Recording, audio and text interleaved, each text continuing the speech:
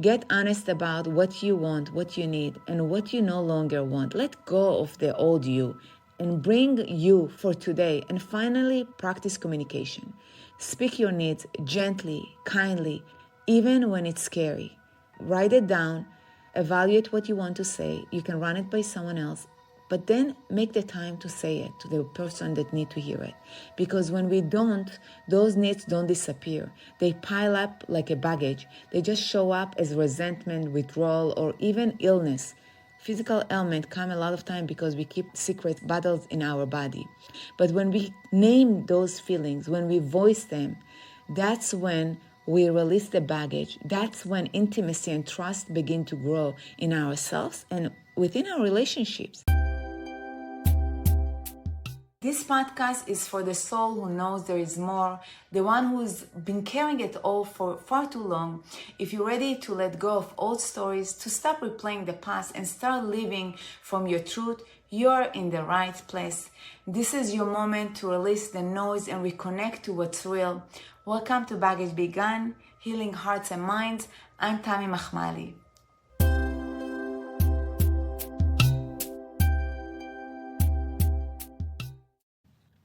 Today's episode touches one of the deepest human longings we all share, the desire to feel truly, deeply loved.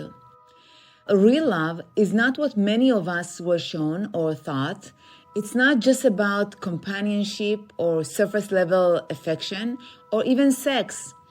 At its core, love is intimacy.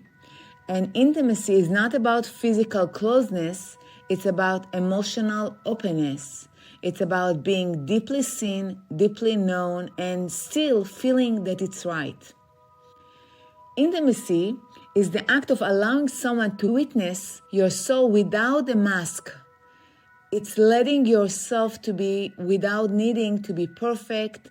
It's the courage to be vulnerable in a world that taught us to protect, perform, and prove. And it's not just reserved to romantic partners. It's the foundation of every meaningful connection we have. But here's the truth. Many of us are starving for that kind of closeness, even inside our relationships. Why? Because we have been taught to give love, not to receive it. We have been conditioned to keep the peace, but not to speak our truth or our needs. We have learned how to care for others while forgetting how to care for ourselves. That's why these conversations matter. In today's episode, I want to guide you to shift from survival mode relationships into conscious, nourishing ones. From performing to being in healthy relationships that are loving to experience. We will talk about how to stop abandoning yourself in the name of love and start building connections rooted in mutual care, emotional safety, and truth. Whether you're in a relationship, healing from one, or preparing for one, you're in the right place. And if you have ever asked yourself, is real love possible for me? I want you to hear this clearly. Yes, it is, but it starts with you. So wherever you are driving, walking, making dinner, or taking a moment to breathe, thank you for being here. Your healing, your clarity, your softness, your voice, all matter. Let's go and dive deeper together. The search for wholeness. Have you ever felt like you're hunting, looking all over for someone or something that will finally make you feel complete, like you arrived at home? We chase ideals, partners, roles, or achievements, hoping they will fill the gap inside us. I have been there. I did it too. And every time the end result was disappointment, resentment, or exhaustion.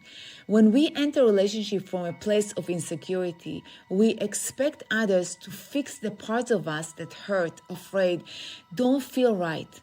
And we might think, if I find the right partner, everything will fall into place. You know that feeling? If my family had done things differently, I wouldn't feel so lost. That's how I thought. If my job were more fulfilling, I would finally be at peace and have money or whatever it is for you. But here's the truth. Relationships don't exist outside of us. They exist within us. The most important relationship you will ever have is the one you have with yourself. Every other relationship simply mirrors that one, the relationship with ourselves. The turning point. For me, the shift began one night when I heard a whisper. I can't keep abandoning myself to be loved by others or prove myself. It felt really radical, scary to admit that I was hiding even from myself. From that moment on, I remember that I made a promise to myself to try to develop this intimacy within myself, to be true to my values. And I committed to my own self-care emotionally, mentally, physically, and spiritually.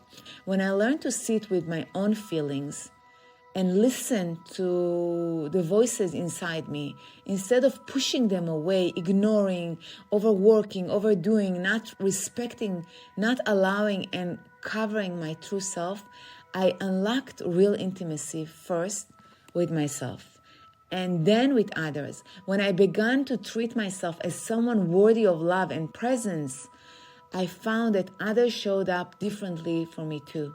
Not because they changed, but because I did. I started seeing myself for who I am.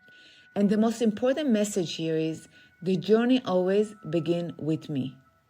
Begin with you. Common emotional contracts. As children, many of us learn a survival rule without words. If I meet your needs, you will meet mine. Don't leave me. And it sounds like this, maybe in different words. If I meet your needs and I do what you like, you will meet mine. So don't leave me. We adapted, we performed, and we kept the peace so we will not feel like disappointment, often at the cost of our own feelings.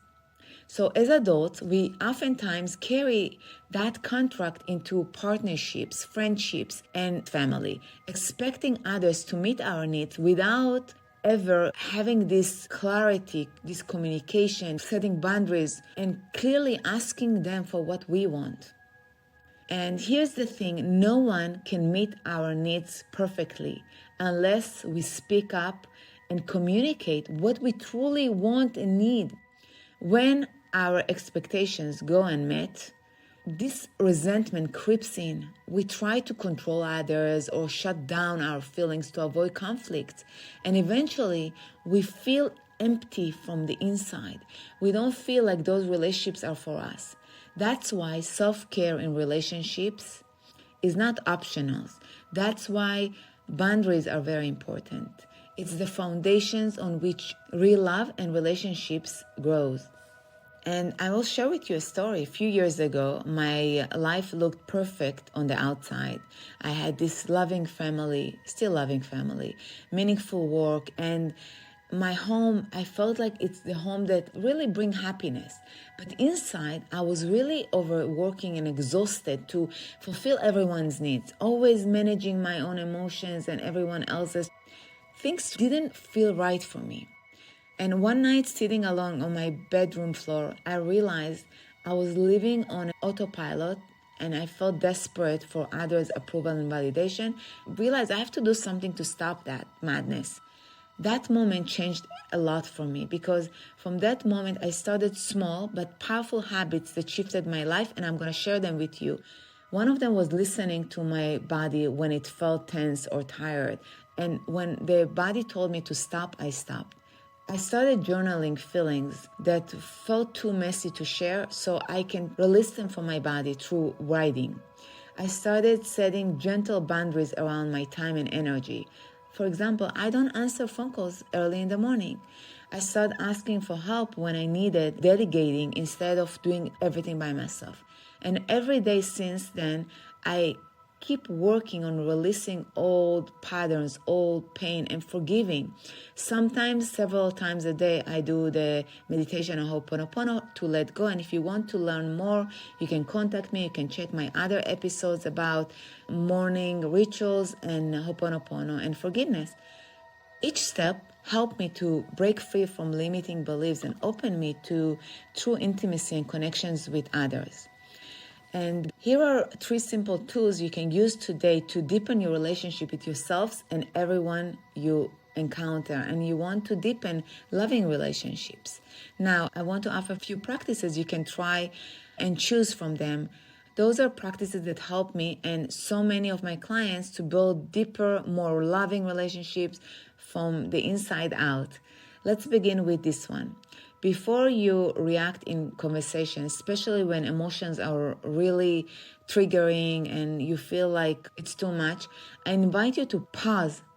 Think before you talk, just for a moment. This is the evaluation process. And ask yourself, is this coming from my true self or from fear? Am I trying to please someone or prove my self-worth? Or is this coming from me, my truth, my grounded self, my authentic voice? Fear wants to control, to fix, to be right. This is your ego. But when you talk from your truth, truth wants to be in the here and now. Truth wants to be congruent, to be loving. This small pause can shift everything. If you are doing it from your authentic self, say it. If not, pause. Don't talk. Wait until it comes from the grounded place, from a place that you have sanity, not the place that you're compulsive and you want to say something just from your ego. Here is another one I often use, especially when I feel overwhelmed or disconnected. I call it an emotional anchor. You can try it right now if you like it.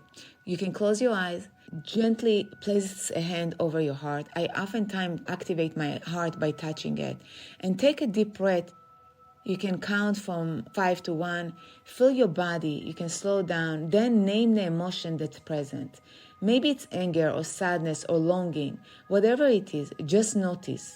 Notice it, not judgment. Now, imagine that emotion gently flowing out of your body with every exhale. You can inhale, exhale. Just ground your body. This is how we regulate our nervous system. With presence, not pressure. We breathe in, breathe out. When our body calm, we can make sane decisions. Another practice I love is something I call my honesty ritual. Once a week, I sit down and write out one need I've been avoiding, one thing that I'm not giving myself. Because if I'm not giving myself something that I want from others, I cannot be receiving this thing. It could be something small or something I've been holding back for years. And then I share it with someone I trust, with clarity, kindness, without apologizing. And every single time I feel more myself, more seen, more connected, more intimate with myself. That's my truth. That's intimacy. And it doesn't grow from hiding or living in a secret or feeling imposter. It grows from being real. And it can be a really simple thing. For me, it was really hard to receive compliments. So I had to start complimenting myself and being open to receiving compliments. And this is part of being in a relationship with ourselves and then with others. And where do you begin with all this? You begin by becoming aware without needing to do anything. Awareness is the beginning process. You start noticing where you are still carrying those childhood emotional contracts, the belief that you're not enough, any belief that it's a lie today, maybe limiting belief that if you do for everyone else, they will do for you. That will not work. Then move into clarity. Get honest about what you want, what you need, and what you no longer want. Let go of the old you and bring you for today. And finally, practice communication. Speak your needs gently, kindly, even when it's scary. Write it down, evaluate what you want to say. You can run it by someone else, but then make the time to say it to the person that needs to hear it. Because when we don't, those needs don't disappear. They pile up like a baggage. They just show up as resentment, withdrawal, or even illness. Physical ailment come a lot of time because we keep secret battles in our body. But when we name those feelings, when we voice them, that's when we release the baggage. That's when intimacy and trust begin to grow in ourselves and within our relationships. And one last thing I want to share is stop putting your relationship in boxes. don't label your relationships. Just be open and assess your relationship. These people are human beings. Instead of saying labels, this is just a friend, this is a coworker, this is only my mom. Look at people like human beings without the labels. Every relationship you have is alive, is dynamic, and has something to teach you, has a message for you. So teach yourself to look at people as lessons, what they try to teach you. And if you want to learn more, you can contact me. I have free calls.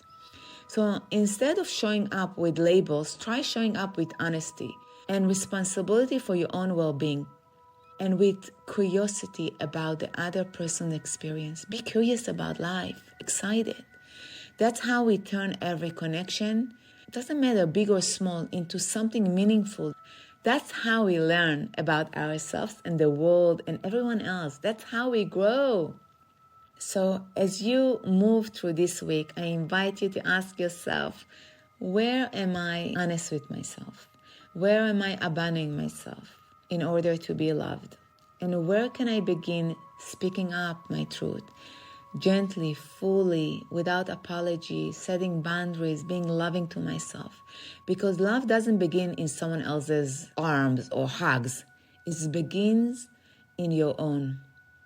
And from that place of wholeness, you can build relationships that are rooted in truth, honesty, vulnerability, and feel respectful. Before we end, I want to thank you so much for being here and for listening to Baggage Begun Healing Hearts and Minds podcast. Thank you for being here. I'm really grateful to you. If this episode spoke to you, please, I invite you to share with someone else who needs it, or someone learning to love better. Let's keep having this real conversation about what it means to heal and truly connect. And I will leave you with this thought. Love is not something you find. Love is something you become. Until next time, sending you so much love and light. If you're curious and want to dive deeper, you are in the right space. I ask you to look within for all the things that you want to do, be, and have. Join me at the Baggage Begun Healing Hearts and Minds podcast with new episodes every Wednesday as we discover the path towards healing and transformation.